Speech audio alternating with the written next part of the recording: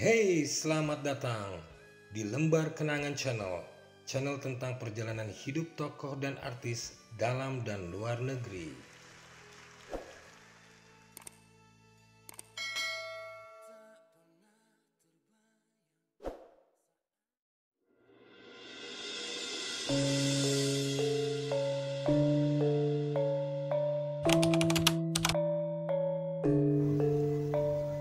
Dalam autobiografi Soekarno oleh Cindy Adams 1965 dan diterjemahkan oleh Abdul Bar Salim 1966, Soekarno muda tak sungkan mendekati noni-noni Belanda, teman sekolahnya.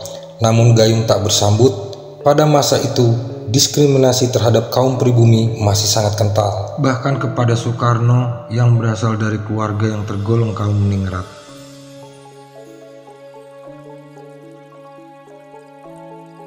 Soekarno yang masih pendidikan dan tinggal in the kos di rumah tokoh Serikat Islam Hos Cokro Aminoto di Surabaya, akhirnya menikahi Siti Utari saat usianya belum genap 20 tahun, dan Siti Utari yang saat itu baru berusia 16 tahun di tahun 1921. Siti Utari adalah anak pertama dari tokoh Serikat Islam Hos Cokro Aminoto. Setelah beberapa tahun tinggal di rumah kosan milik mertuanya sendiri, Soekarno pindah ke Bandung membawa istrinya untuk menempuh pendidikan teknik arsitektur di Technische Hogeschool yang sekarang bernama ITB. Karena dirasa anaknya masih terlalu belia dan baru menikah, Hos Cokro Aminoto menghubungi Sanusi di Bandung, seorang juragan yang juga koleganya, untuk menitipkan anak dan mantunya di rumah kos miliknya. Dilansir dari buku Istri-Istri Soekarno 2007, berjalannya waktu tidak ada kehangatan dalam rumah tangga Soekarno karena Utari masih kekanak-kanakan. Hubungan yang kurang berjalan itu dilihat oleh Inggit, istri Sanusi pemilik rumah kos tempat pasangan itu tinggal. Dirasa lebih dewasa, Soekarno sering mencurahkan kegelisahannya tentang rumah tangganya kepada Inggit. Meskipun Soekarno adalah menantu yang baik bagi Cokro Aminoto yang bahkan menggantikan peran sebagai kepala rumah tangga saat mertuanya ditangkap Belanda tahun 1921 akibat aktivitas politiknya. Namun akhirnya pada tahun 1923, Soekarno dan Utari memilih berpisah baik-baik. Sebenarnya orang tua Soekarno, terutama ibundanya, Ida Ayu Nyoman-Rey, sulit menerima keputusan itu. Perceraian dengan Utari dan perbedaan pandangan politik dengan mantan mertuanya itu tidak memutus silaturahmi mereka. Saat Soekarno keluar dari penjara Sukamiskin, Bandung pada 1931, Utari menyambut dibebaskannya Soekarno bersama suami, adik, dan ayahnya. Saat menjadi presiden pertama RI pun, dalam perayaan hari ulang tahun ke-15 Republik Indonesia, Utari keluarga diundang ke Istana Kepresidenan. Namun saat itulah Utari terakhir kali melihat Soekarno.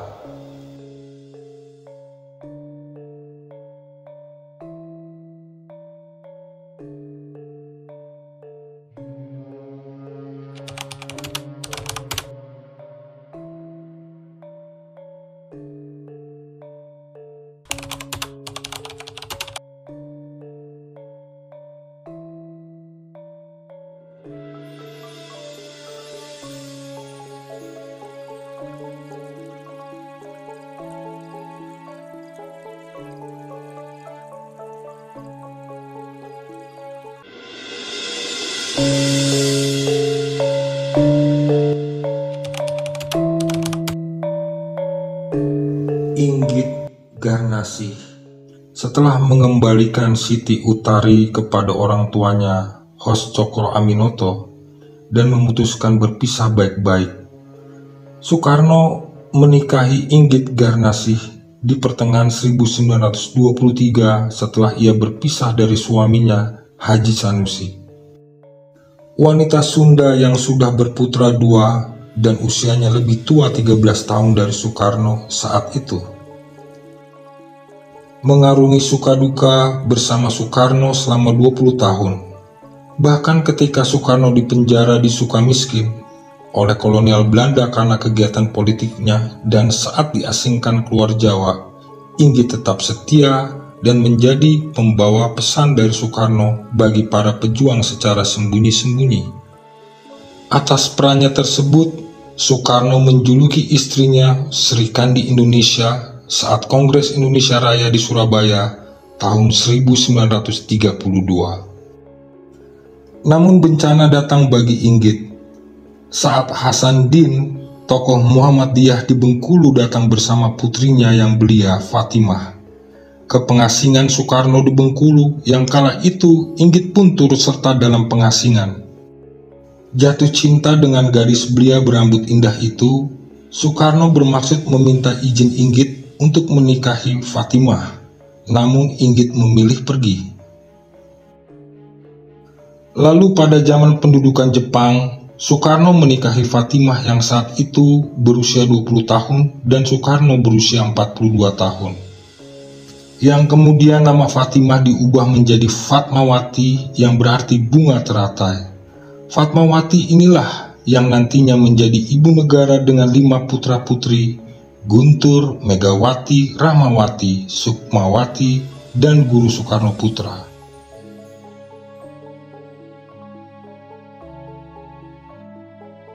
Bertemu Hartini. Lahir di Ponorogo, Hartini lulus SD di Malang. Lalu ia diangkat keluarga Usman yang bekerja di Dinas Kehutanan dan sering berpindah-pindah tugas. Di usia belia, Hartini menikah dengan Suwondo dan pindah ke Salatiga. Namun pernikahan pertamanya tak berlangsung lama. Ia bercerai dengan Suwondo di usia 28 tahun dan memiliki 5 orang anak. Pada tahun 1952, untuk pertama kalinya Hartini bertemu dengan Soekarno di rumah dinas wali kota Salatiga. Setahun kemudian, mereka bertemu lagi dalam peresmian teater terbuka Ramayana di Candi Prambanan. Pada 15 Januari 1953, Bung Karno meminta izin Fatmawati istrinya untuk menikahi Hartini. Namun, Fatmawati menolak poligami. Diceritakan, saat itu Hartini meminta Fatmawati untuk tetap menjadi ibu negara, sedangkan ia menjadi istri kedua. Akhirnya, Bung Karno menikah dengan Hartini di Istana Cipanas pada 7 Juli 1953. Sekitar tahun 1964, Hartini pindah ke salah satu pavilion di Istana Bogor. Setelah lahirnya Super Semar, keluarga Soekarno harus keluar dari istana dan pindah ke rumah di Batu Tulis, Malang. Meski setelahnya Soekarno menikahi wanita-wanita lain, namun Hartini tetap setia mendampingi Soekarno hingga tutup usia.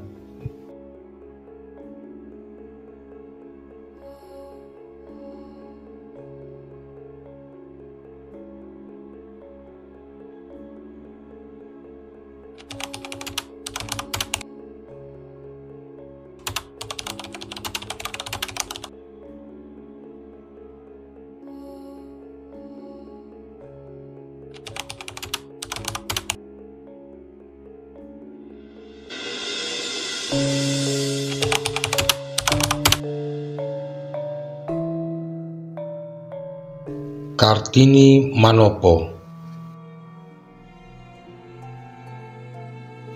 Terlahir dari keluarga terhormat dan punya karir sebagai pramugari udara di maskapai Garuda. Kecantikan wanita kelahiran Bolang, Mongondo, Sulawesi ini menjadikan pelukis maestro Basuki Abdullah menggoreskan kuasnya di atas kanvas untuk mengabadikan kecantikannya. Lukisan yang begitu hidup dan memancarkan kecantikan wanita cantik ini memikat hati Soekarno saat melihatnya dan ingin bertemu langsung dengan Kartini.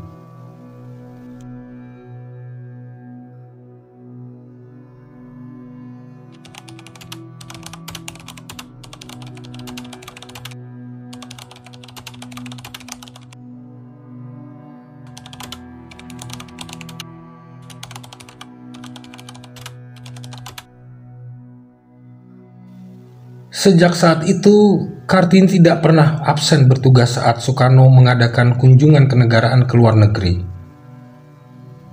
Akhirnya Soekarno menikahi Kartini Manopo pada tahun 1959, namun Kartini memilih menarik diri karena sebagai perempuan dari keluarga terhormat, menjadi istri kesekian adalah tabu. Kartini menikah saat usianya 28 tahun dan Soekarno 58 tahun. Saat terjadinya G30 SPKI, Kartini sedang mengandung dan sempat dilarikan ke Jerman demi keselamatannya. Berputra satu dari Soekarno, Kartini meninggal di Jakarta pada tahun 1990, dimakamkan di Pemakaman Umum Kota Mobagu Timur.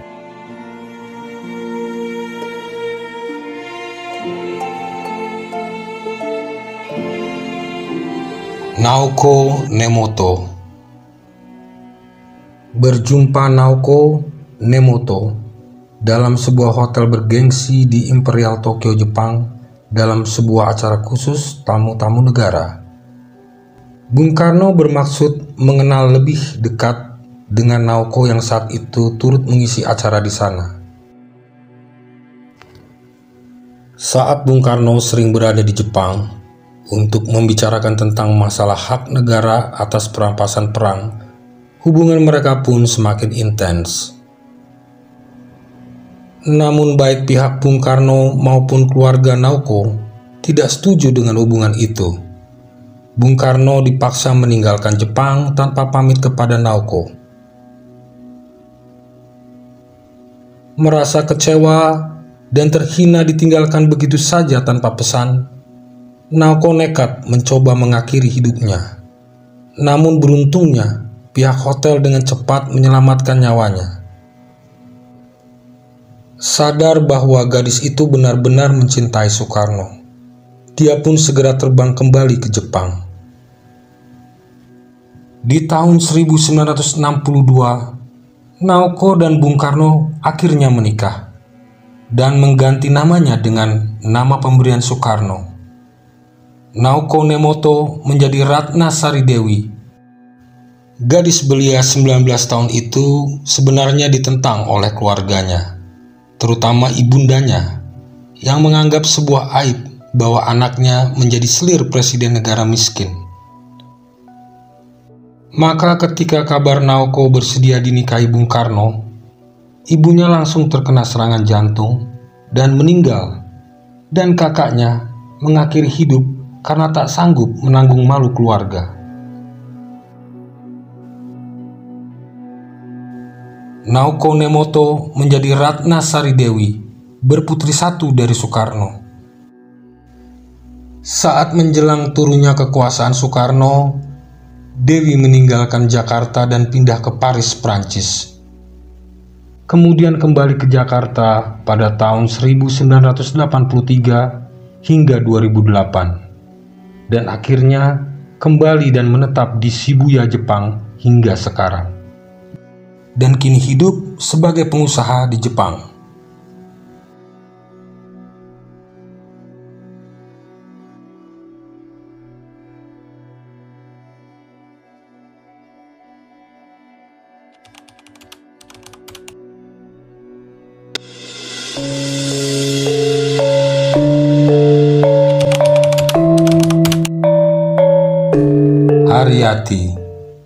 Haryati merupakan anak bungsu dari 7 bersaudara.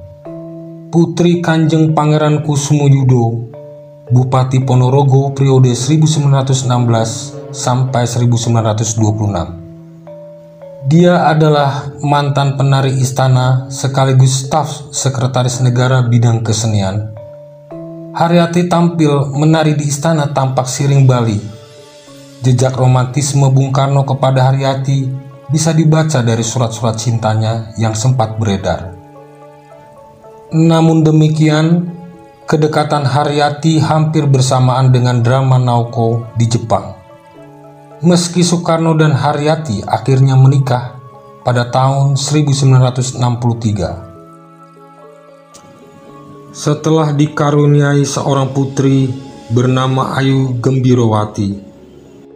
Haryati dianggap sebagai istri yang tidak bisa akrab dengan pasangan Soekarno lainnya, dan sudah tidak ada kecocokan lagi, sehingga di usianya yang baru 26 tahun, Haryati berpisah dengan Soekarno.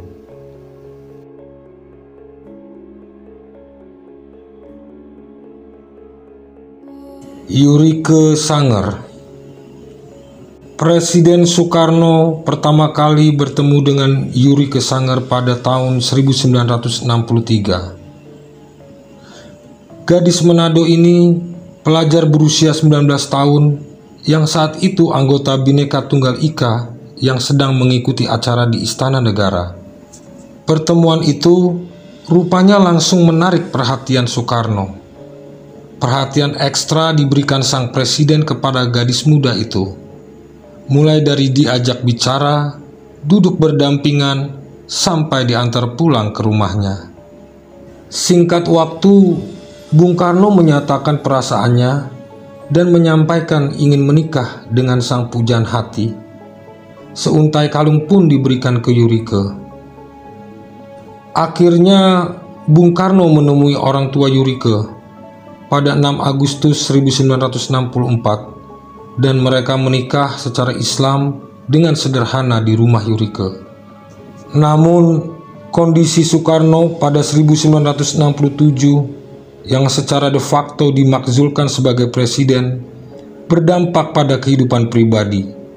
Soekarno yang saat itu sudah menjadi tahanan rumah di Wisma Yoso membuat hubungan yang baru saja dibina harus diputus. Akhirnya, dengan berbagai dramatika, perceraian terjadi. Soekarno dan Yurike Sanger berpisah.